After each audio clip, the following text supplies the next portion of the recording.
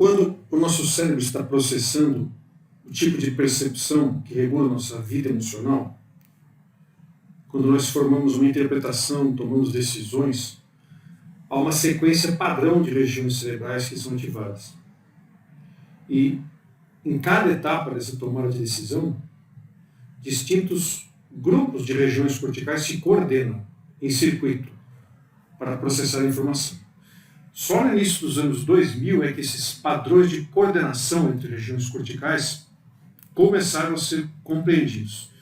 Isso graças principalmente a avanços em técnicas de registro e análise de imagens de ressonância que captam oscilações rápidas no consumo de oxigênio em regiões cerebrais com volume da ordem de 1 milímetro cúbico.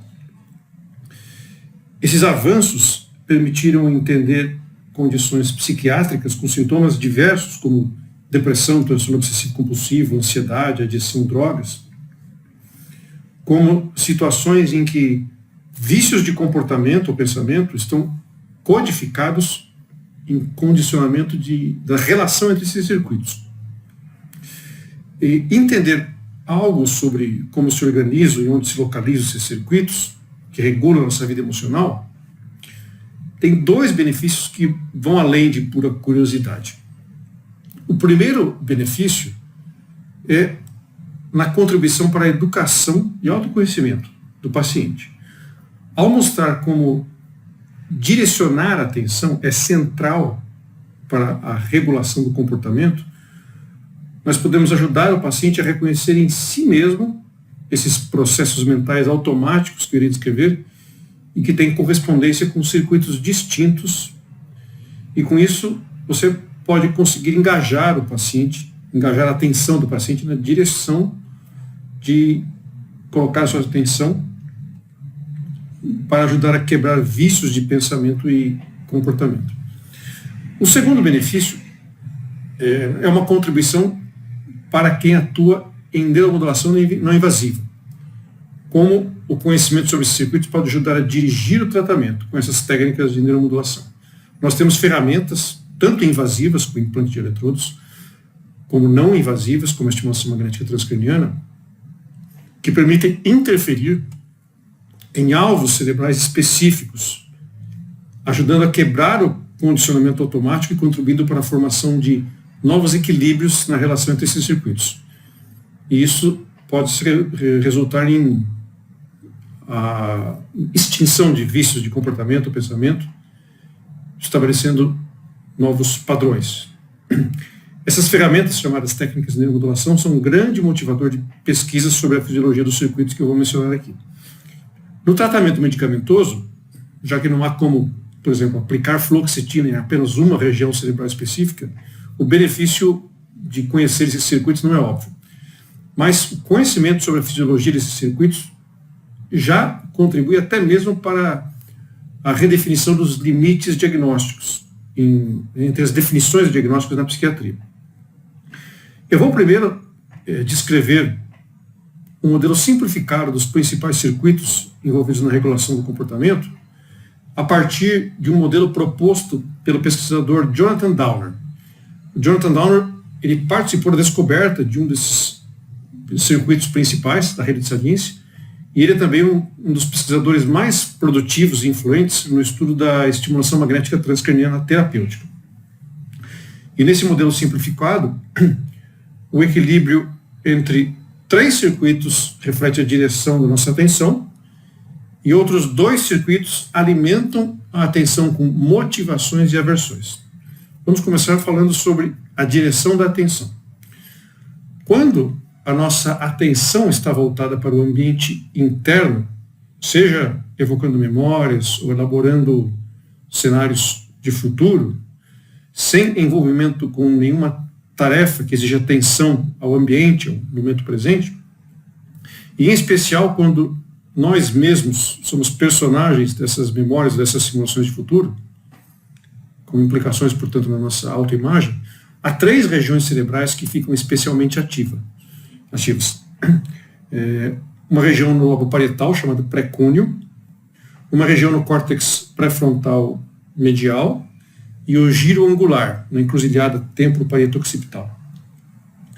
Essas três estruturas formam a rede de atenção ao meio interno, que é conhecida em inglês pelo termo DMN, Default Mode Network, que é a rede que está ativa quando não está fazendo tarefa. E essa foi uma das primeiras redes a serem descritas. A segunda rede a ser descrita foi a que impulsiona a atenção, chamada rede de saliência, da qual Jonathan Downer participou da descoberta. E tanto percepções no nosso mundo interno como no externo acionam essa rede de saliência que chama a nossa atenção.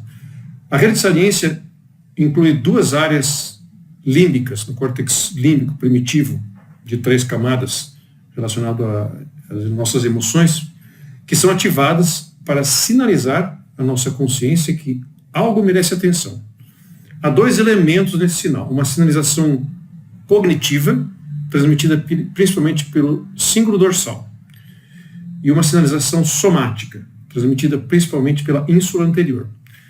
Essa sinalização cognitiva ela pode ser vista como a interpretação e os impulsos emocionais evocados pelo que foi percebido. E a sinalização somática é a sensação corporal que acompanha a emoção. Essa sinalização emocional é uma resposta automática, elaborada com base em experiências prévias.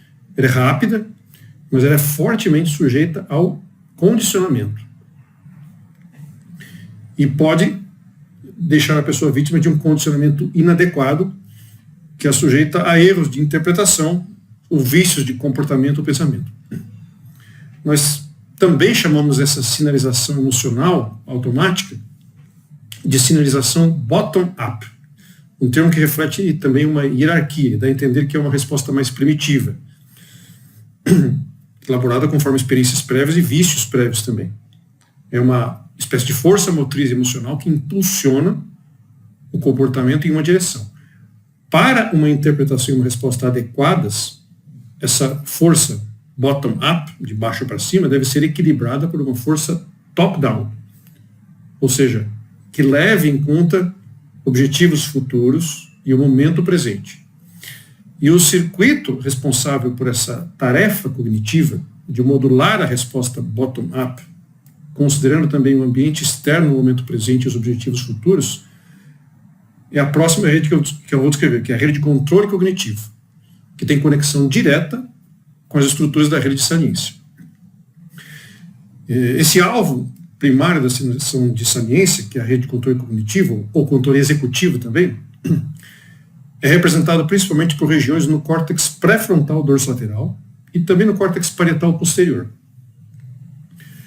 O papel dessa rede é atualizar e equilibrar a resposta automática emocional em função do ambiente externo no momento atual e produzir uma conclusão e um comportamento mais adequados aos objetivos e ao momento presente.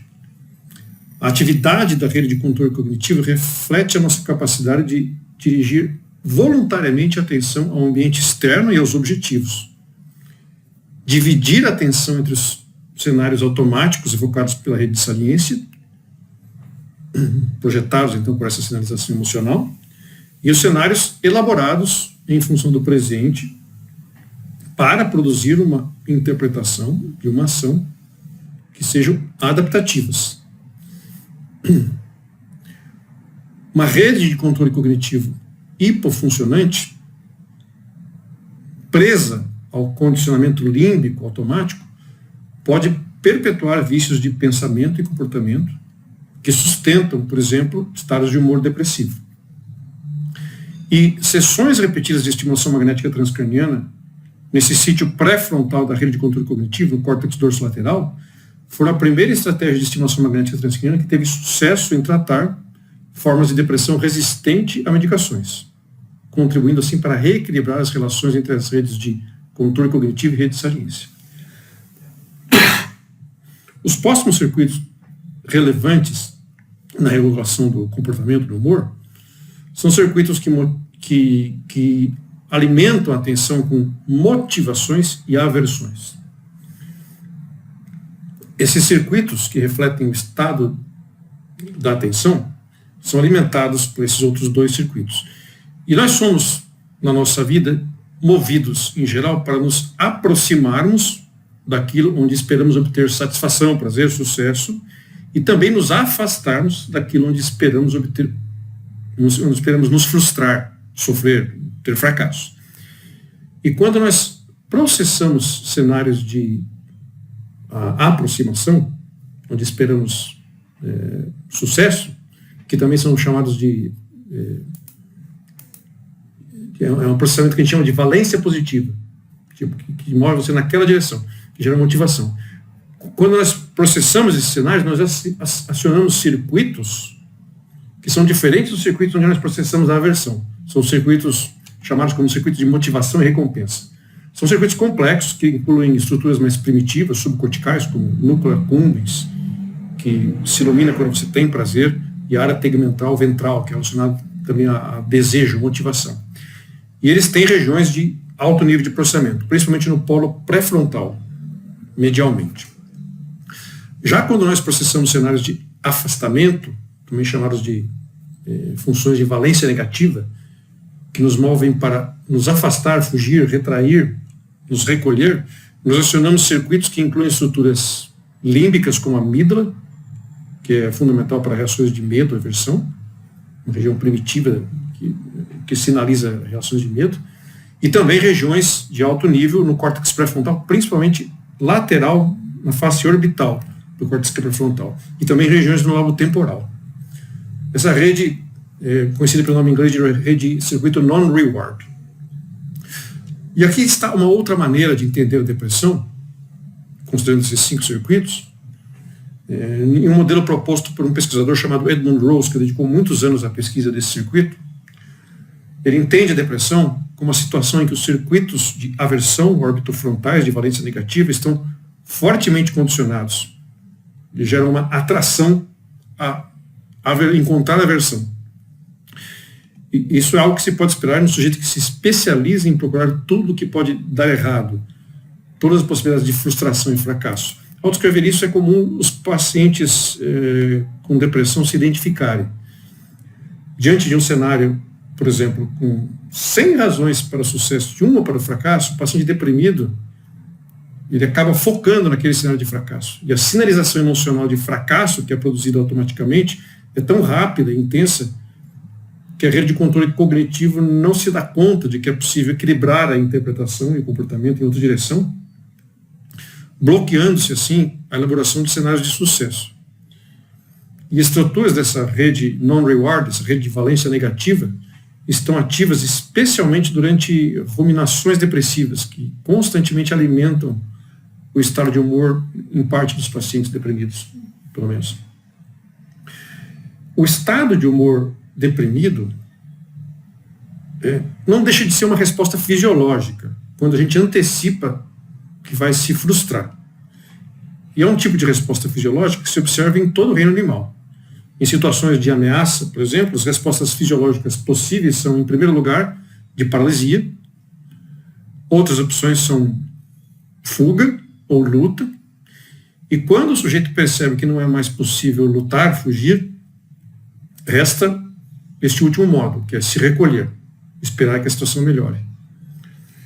E ao repetidamente elaborar cenários em que o paciente deprimido prevê que vai fracassar, vai ser derrotado, e não se vê capaz de fugir, de lutar, isso alimenta o estado de humor deprimido, com esse comportamento de recolhimento, isolamento. Uma ilustração desse estado de entrega, de derrota, é o teste que é feito há décadas já para investigar medicamentos antidepressivos, o teste de nado forçado. Medicamentos com efeito antidepressivo aumentam o tempo que leva para um ratinho desistir de nadar quando colocado em um recipiente de água de onde ele não consegue fugir.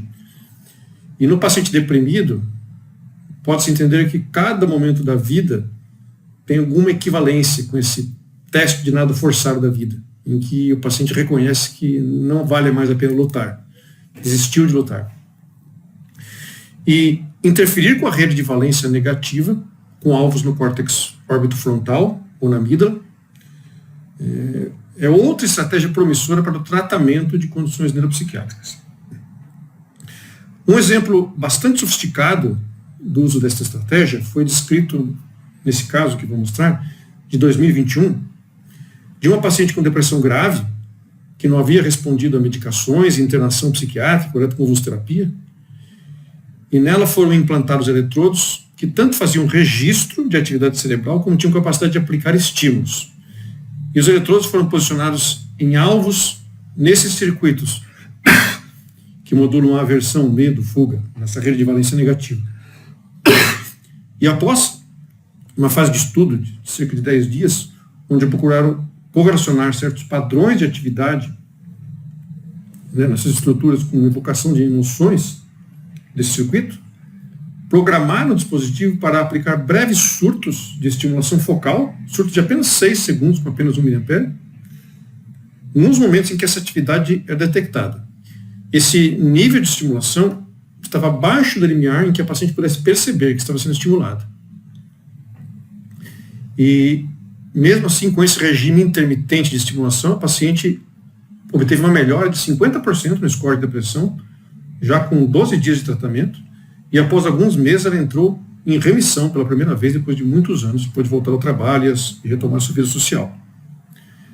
E interessante que a paciente descrevia, apesar de não perceber a estimulação, que quando ela experimentava alguma emoção deprimente, negativa, subitamente vinha à tona um lado racional e ela conseguia colocar em perspectiva aquela emoção e se distanciar dela. Então, e alvos nessa rede de valência negativa também já foram usados para tratamento com estimulação magnética transcraniana e tiveram sucesso em induzir remissão entre pacientes que não haviam respondido com estimulação em outros alvos. O conhecimento atual sobre o funcionamento desses circuitos é derivado de análise aplicada em grupo de pacientes, análise de estatísticas baseadas em grupos. Portanto, as localizações cerebrais que eu citei refletem coordenadas médias em grupos de pacientes. O ponto ideal para modular um circuito varia em cada indivíduo. E assim como variam os mecanismos que perpetuam os diferentes vícios de pensamento ou comportamento, e também variam as estratégias ideais para quebrar esses vícios.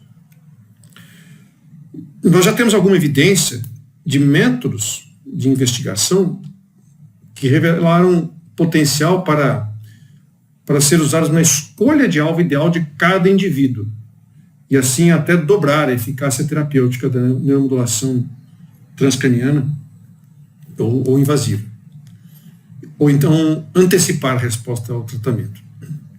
Esse tema de pesquisa de métodos personalizados de tratamento com neuromodulação, além da combinação entre estratégias biológicas e cognitivas, tem ainda um longo caminho de desenvolvimento pela frente. Em outro material eu pretendo comentar sobre os desafios no desenvolvimento desses métodos e as perspectivas de chegada ao ambiente clínico. Então, um resumo sobre esses pontos que eu mencionei, que eu acho importante divulgar. Todos temos um condicionamento emocional que atrai nossa atenção e dirige nosso comportamento e também o pensamento de uma forma automática. E isso nos sujeita a vícios que podem aprisionar o indivíduo em atitudes que perpetuam o sofrimento e bloqueiam o aprendizado e a adaptação.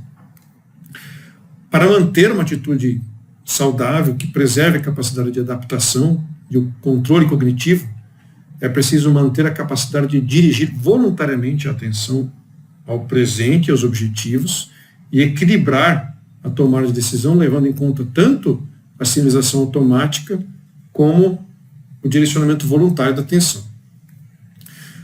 Ao interferir biologicamente nos circuitos onde esses hábitos estão codificados por técnicas de neuromodulação, nós podemos facilitar mudanças de padrão, quebrando vícios, e assim contribuir para o aprendizado na relação com emoções e pensamentos. Obrigado. Esse é o tema que eu gostaria de divulgar.